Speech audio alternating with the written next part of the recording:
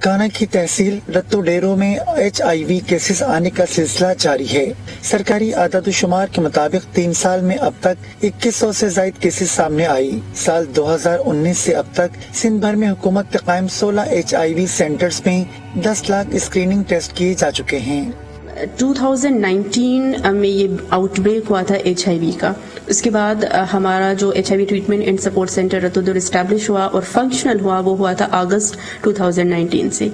تب سے لے کے آج تک جو ہمارے پاس سینٹر پہ رجسٹریشن اب تک کی ہے وہ ہے 2178 پیشنٹس۔ اس میں انکلوڈیڈ بڑے بھی ہیں، بچے بھی ہیں اور پریگننٹ خواتین بھی ہیں۔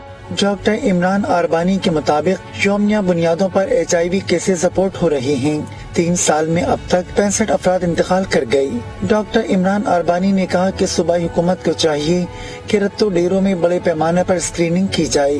رتو ڈیرو میں 3 سال پہلے 2019 میں سب سے پہلے میں نے یہ چیز انرتھ کی تھی کہ یہاں بچے، معصوم بچے جو HIV زدہ ڈائگنوز کیے تھے میں نے۔ اس کے بعد ابھی تک ان 3 سالوں میں کوئی ایسا دن نہیں ہے، مجھے دکھ کے ساتھ یہ کہنا پڑ رہا ہے کہ جب میں کوئی نیا پیشنٹ یا نیا بچہ HIV کا دیکھتا نہیں، یعنی ہر روز کوئی نہ کوئی پیشنٹ ڈائگنوز ہو رہا ہے، new cases.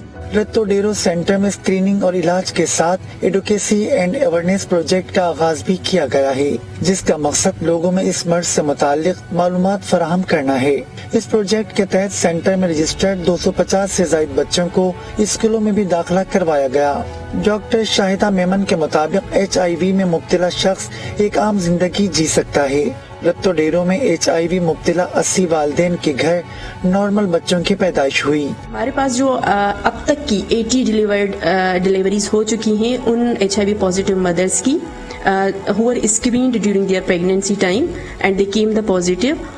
They have been delivered and alhamdulillah we have zero vertical transmission. ان کی جو آؤٹ کمز بچے ہیں نیو بورن ان میں سے HIV نہیں ہے۔ HIV سے متاثرہ نادار خاندان حکومتی توجہ کے منتظر ہیں۔ ایک شہری کے 2 بچے HIV کے باعث وفات پا گئے اور 2 بچے زیر علاج ہیں۔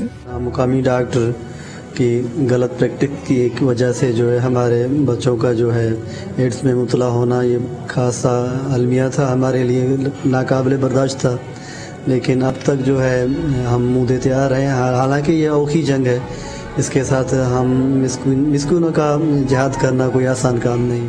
رتو ڈیرو میں مرض سے متاثرہ مریضوں کے لیے سندھ حکومت نے مالی امداد کے تحت پہلی قسط 3000 جبکہ دوسری قسط 12000 روپے فراہم کی۔ 3 سال میں کیسز کی تعداد میں کمی آئی ہے، لیکن ابھی بھی کام باقی ہے۔